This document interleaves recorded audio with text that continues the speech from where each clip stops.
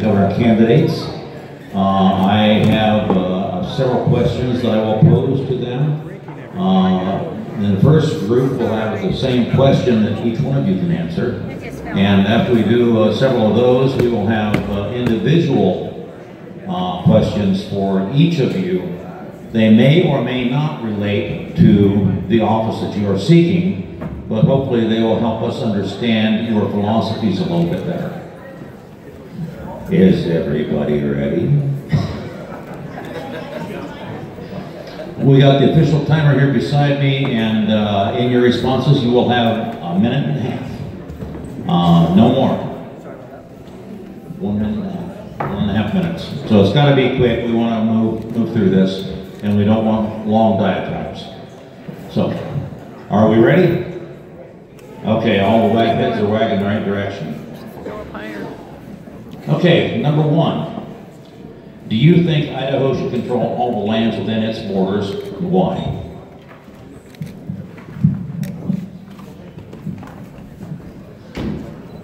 Everyone hear the question? Do you think Idaho should control all the lands within its borders, and why? When Idaho became a state, 63% or so of the land was never deeded to the state of Idaho. The federal government's always kept ownership of that land. Now, can the state manage all the lands in Idaho? Yes, and I think the state should manage all the lands for the benefit of Idahoans. I'm not so sure we want to all own all the lands at one time, but over a period of time we might be able to. But we definitely shoot through the agriculture industry, the mining industry, the timber industry, manage all the lands. The Good Neighbor Authority is finally a decent piece of federal legislation that will let us go back in and work the woods, bring the timber industry back to life.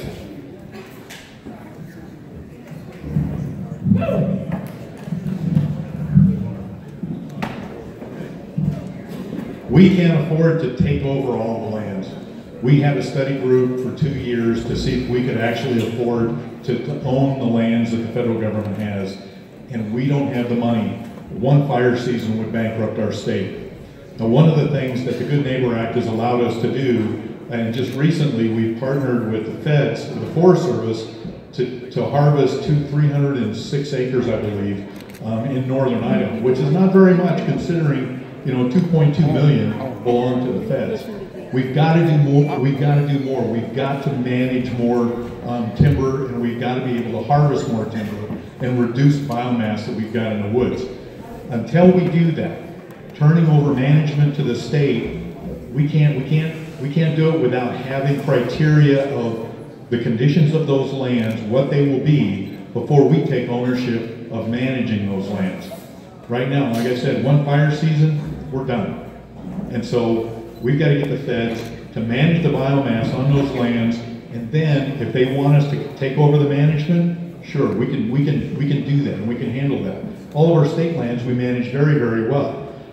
We've not been sued. Every time the feds try and harvest land, they get sued, so they stop trying to harvest their own lands. So this Good Neighbor Act has allowed us to use the Idaho process to start to harvest timber off federal lands, and it's working very well. The question is, do you believe that the lands of Idaho belong to Idaho? Absolutely yes. According to the intent of our founding fathers, and with the protection of our Constitution, the lands within the boundary of the state of Idaho belong to the state of Idaho. Then along came K Street with their grubby little fingers, and they grabbed our land, and they've been decimating the use of our land. Absolutely, we should be able to manage our land much better than it is right now. Nobody can do it better than Idahoans, the people who live up here. The question of can we afford it? If we managed our lands better, we wouldn't have these massive fires. If we were able to thin the forests and harvest the timber, we wouldn't have the massive fires.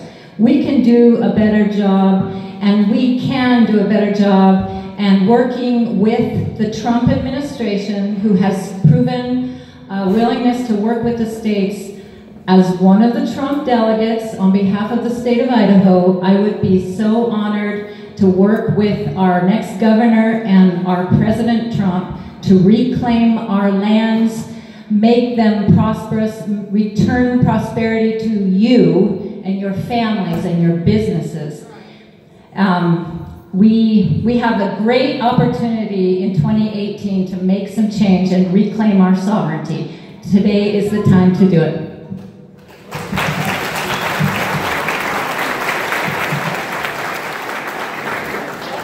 Thank you all. Let's go with the next question.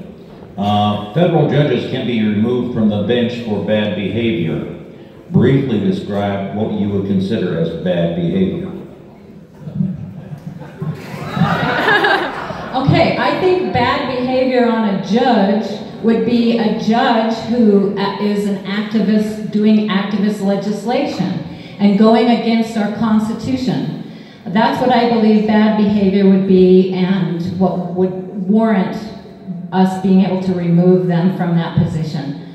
Now, the legislative branch has a responsibility there because unfortunately, so often, the laws that are written, sometimes by special interests, sometimes by attorneys, they write the language of the law so vaguely that then the judges have to come and try to interpret that law.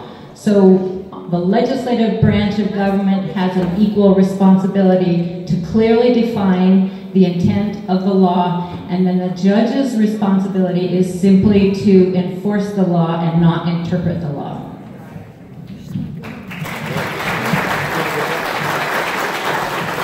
And Janice is very right. The legislature sets the policy. Regardless of who writes those laws, if it makes it through your legislative process here in Idaho, that becomes the policy. If a judge changes the intent of that legislation or that policy, then the judge needs to be outed and leave. Our Constitution, our policy set by our legislature is what we're supposed to be living by. If a judge decides he wants to go outside those bounds, we don't need that judge in that seat.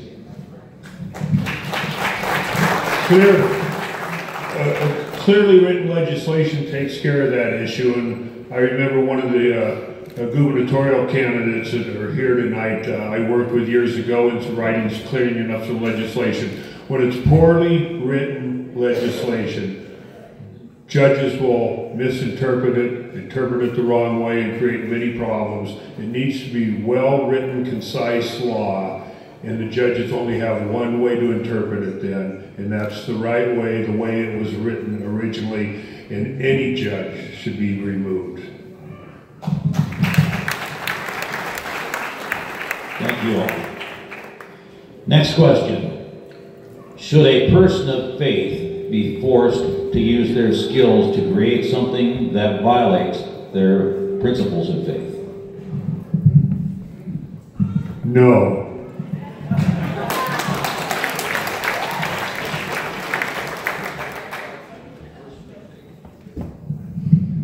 Let me read the question again. Should a person of faith be forced to use their skills to create something that violates principles of that faith?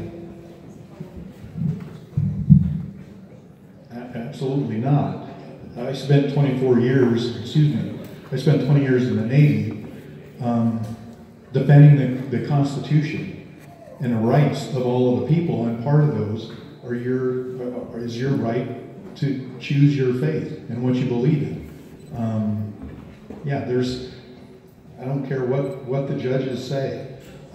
If you have a faith that you believe in, that's your faith, and that's what we should respect.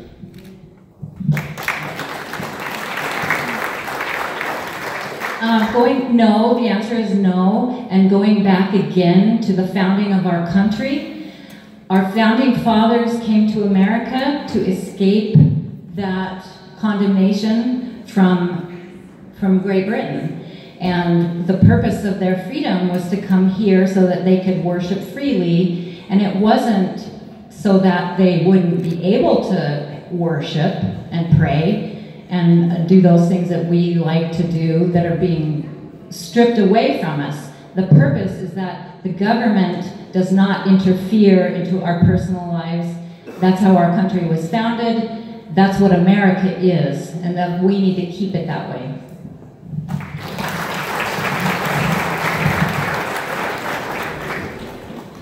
The state of Idaho is very dependent on federal monies passing to the state. What can we do to wean ourselves from this reliance and become an independent state?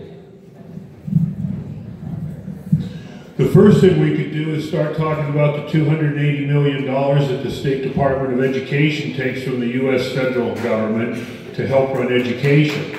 And I made a rhetorical statement on the Senate floor a few years ago that how many people would be willing to pay a half a cent or a penny more in sales tax if we didn't have any strings attached to the federal government when they give us $280 million? Or could we just be more efficient and not have to raise the tax at all and just not take the darn federal money? Because all federal money we take have strings attached to it. So my position would be no federal money. We can operate without it, and if we have to cut in some budgets, then let's cut budgets. That's what you all do here, right? When the money isn't there, you cut your budget. So why should the state be able to live off the federal government? Because they don't have any money either.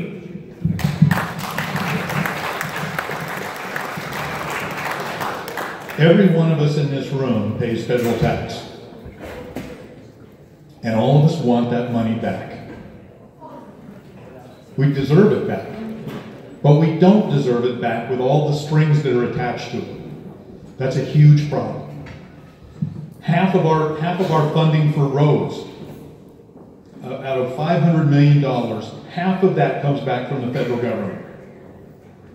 It would cost us just to replace that road funding 52 cents added tax to a gallon of fuel.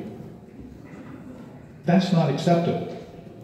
I want my money back from the federal government with no strings. I don't want to have to pay contract construction workers double the normal pay that we normally pay in Idaho when we cut a contract for road work. But when we use federal funds, we have to pay Davis-Bacon wages. That's crap. We want our money back with no strings attached. I'm believing that President Trump is going to stay with his word and start providing us block grants for those monies coming back from health and welfare, for the monies for education, and the monies for transportation. We want our money back. We cannot afford to raise taxes enough to replace, to fix our roads, to continue to educate our kids, and to continue.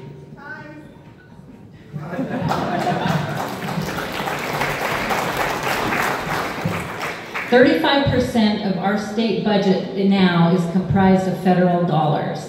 And that is the reason why I am running to become your next lieutenant governor, because I am sick and tired of the double talk from politicians who say one thing to get elected and then they go vote to implement Common Core in our state. They vote to implement Obamacare in our state. They vote for Garvey funding, which takes us and our kids deeper and deeper into debt. Absolutely, those dollars comes with strings attached.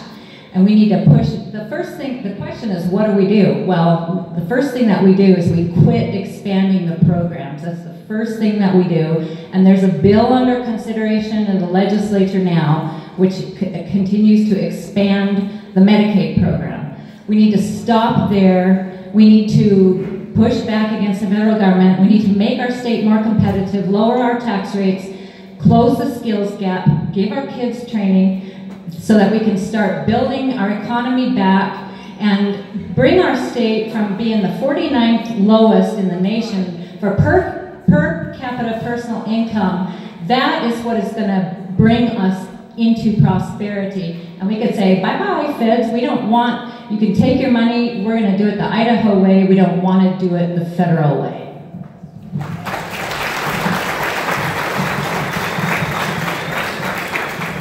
Thank you. This will be the last group question for each one of you. What's the most important change that you believe needs to be made in Lieutenant Governor's office?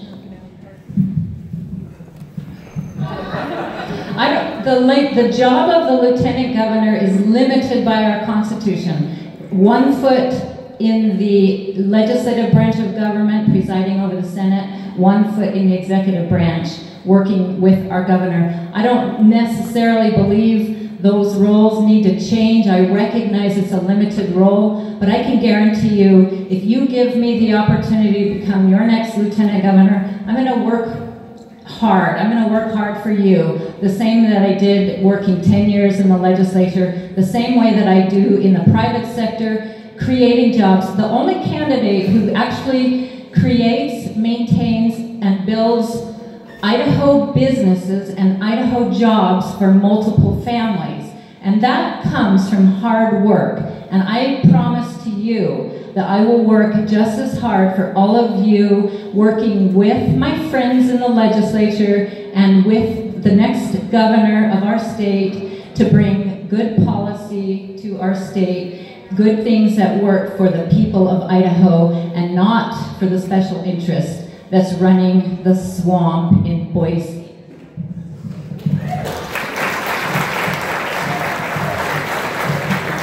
We're facing the largest election and turnover that we have seen in a generation in this state. We have so many candidates that are turning over. My job as Lieutenant Governor will be to bridge the communications between the House leadership, the new House leadership, the new Senate leadership, and the new governor. We've not had that done before. Typically, the Lieutenant Governor focuses on presiding over the Senate and has very little to do with the House. I think we need to open that communications up more with the governor and make sure that those three organizations are working together and in sync as best as possible. And I think that is probably the biggest change that I see that needs to be made in the future.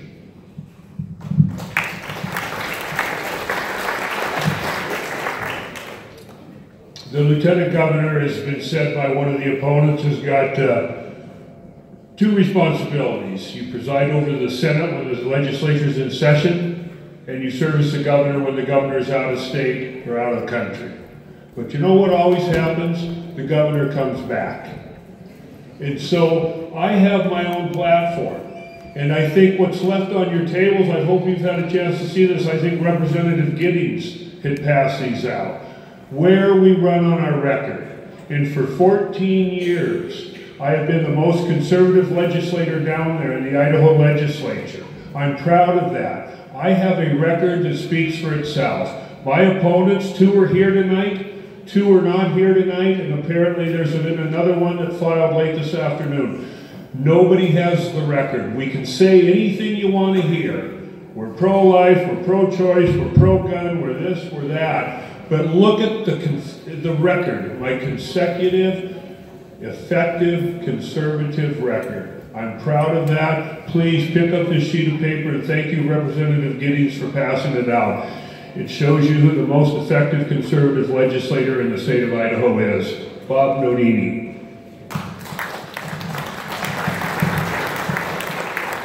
Okay, first question is going to go to Mr. Hagedorn.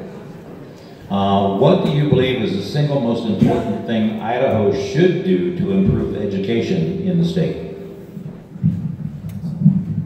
We've failed our students in high schools in rural Idaho and in urban Idaho. We are not preparing our high school students for the real world. They should, every single one of them should be graduating with the skills to go into an apprenticeship for a job. Basic business acumen, basic construction or welding or plumbing or electrical or automotive skills. Every one of our students should be graduating with a skill that they can feed themselves with. We are not preparing our high school graduates to go on to a technical career. I think that's one of the biggest things that we need to do. Our universities are failing. They are not nimble enough to change.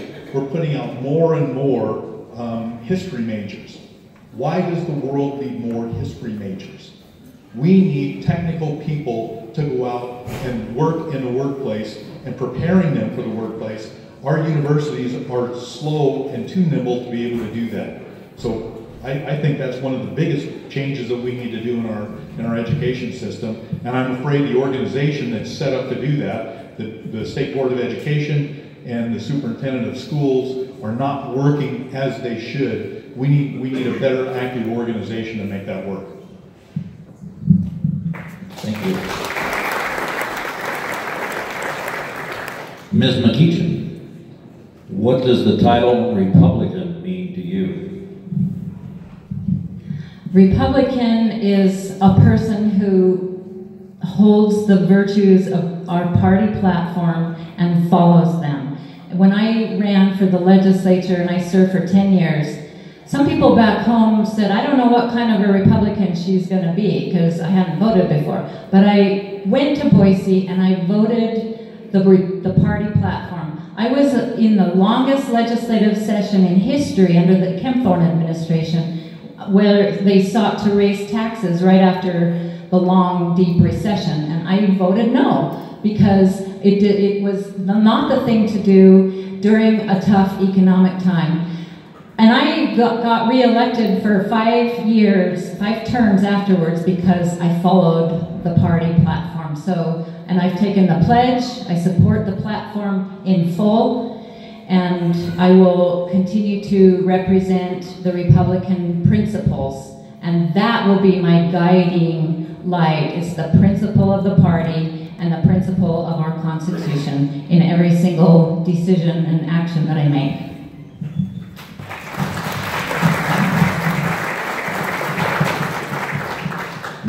Can't talk. Mr. Nonini, should government at any or all levels consider granting business credits in order to locate a business in their area? As long as it's fair to the local businesses.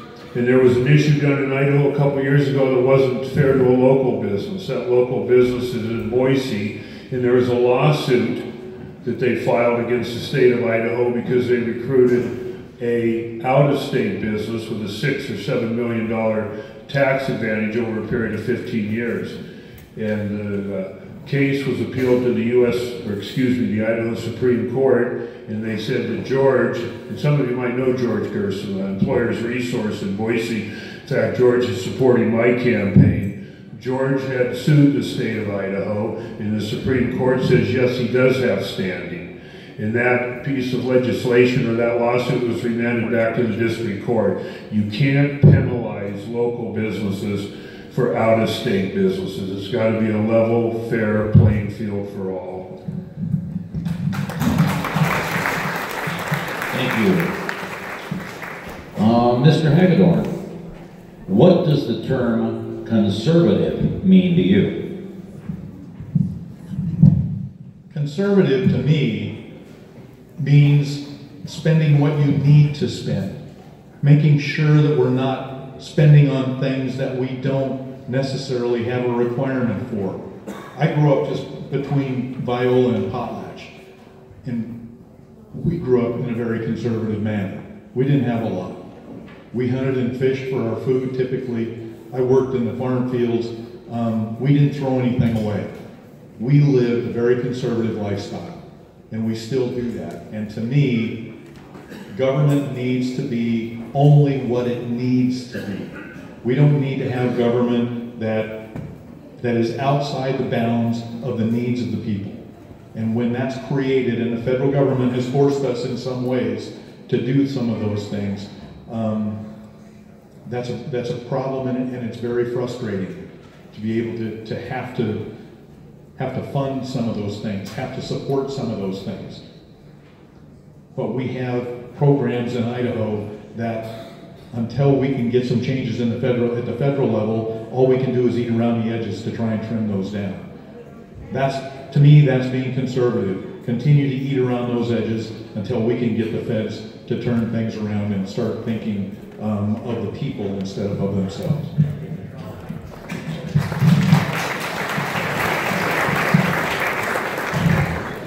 Ms. McGeachin,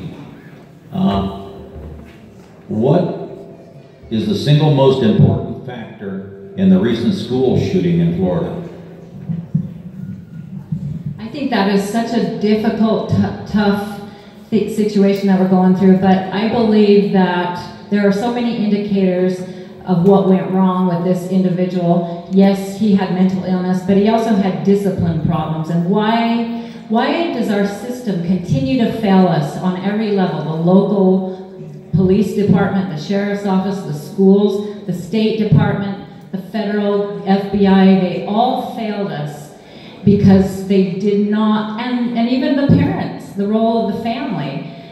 The child got mad at his mom and picked up the Xbox and threw it at her, because she was taking it away as a form of discipline, and she threw the chair at her. She called protective services and they just doped up the kid. Medication is also a big problem. So I think we need to get very serious about accountability and discipline in our societies, in our communities. The people did the right thing. There were a level of people who reported to the respective agency, and it was our agency, our system that failed us. Break down the family structure. Let teachers have guns in the schools. Okay, Mr. Nonini, should we have free speech zones at universities? If so, why or why not? We should have free speech zones everywhere. It's the First Amendment. Free speech. You say whatever you want, whenever you want, wherever you want, as long as you're not yelling fire in a crowded movie theater. We should have free speech zones everywhere.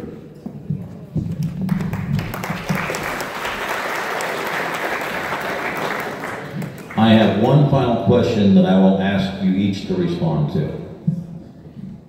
What single change in the state budget would have the greatest impact on lowering that budget? The largest part of the budget is education. 50% of what we spend in the general fund is K-12. Add the colleges and universities, community colleges, add another 13%. So 63% of our general fund is education. That's where we can cut. And 90%, give or take, depending on the school district, are in wages and benefits. And we can start with the benefits and looking at how school districts work out their benefits, look at the contracting negotiations through the teachers union, and I think there is where we can start to save some money. There's a lot of ways. The second place would be health and welfare. And at my dinner table, we were talking about drug testing for people on welfare. Too many people get welfare, use the money to go buy drugs. You're on welfare, you get drug tested. You test positive, you're cut off. And what Trump's talking about doing, President Trump's talking about doing, is making people work a little bit. Or what the LDS Church does. You don't see LDS people on welfare. So health and welfare and education, the biggest parts of our budget, we can save a lot of money.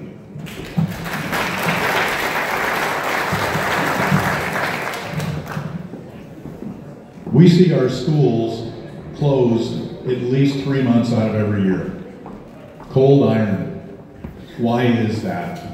Why is it that we keep trying to build more schools when 3 months out of the year, at least every year, those schools are closed? Why aren't we being more creative in how we teach our students and the hours that we use to teach our students? Why aren't we being more creative instead of having first grade has got to be 1 year and then you graduate from first grade and you go to second grade? Why aren't we being more creative and saying, when you meet these metrics of first grade, you move on to second grade? I don't care how old you are.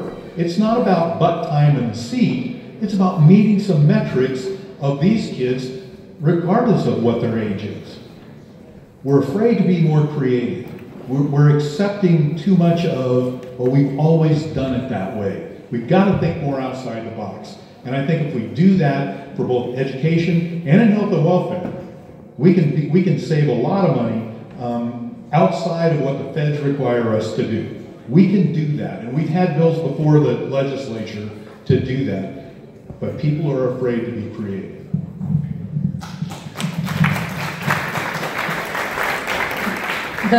The biggest budget is education, so what do we do there? We drop Common Core. Let's turn the control back to our parents give parents choice, trust our teachers, and work with the local school districts, the local businesses to teach their kids on a local level what works best for them. Because some kids learn on the left brain and some kids learn on the right brain. Same thing can be said about the Medicaid program. If we just break away from the one-size-fits-all from the federal government.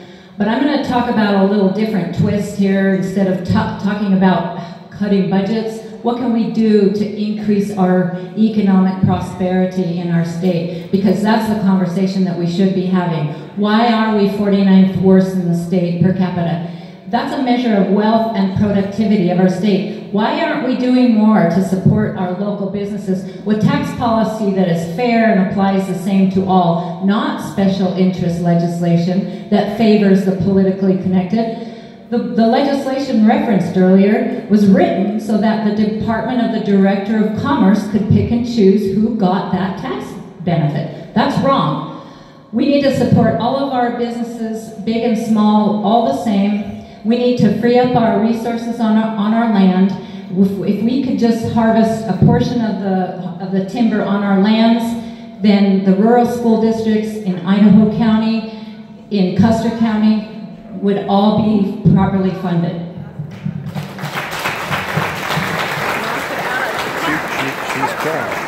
That's it. I would like to thank each one of our candidates here. Oh, that's right. I forgot about that. You each will have a minute and a half to convince us that you are the right person for the job. I'm Janice McGeachin. Thank you so much for inviting us here tonight. It's great to be back in Idaho County. I am the only candidate for Lieutenant Governor that had to take the ride of shame from the top of the mountain on the toboggan with the ski patrol. Some of my friends that are here tonight, know that when we served in the annex building, I had the same incident. But I served. I worked hard, I term limited myself out because I don't believe in making a career out of politics. I'm a small business owner. My husband Jimmy and I married on 31 years from Idaho Falls. We're small business owners. We understand what it takes to grow jobs, and that's what it's all about. We have so much opportunity, so much potential. I would appreciate your consideration on May 15th to become your next Lieutenant Governor. My pledge to you is that I will do the same. I will only serve 8 years. That's my pledge. I've listened to the voters of Idaho, and I will work just as hard for you in that capacity as I did in the Senate, or the House, excuse me, and in my businesses back home. Thanks for having us here tonight.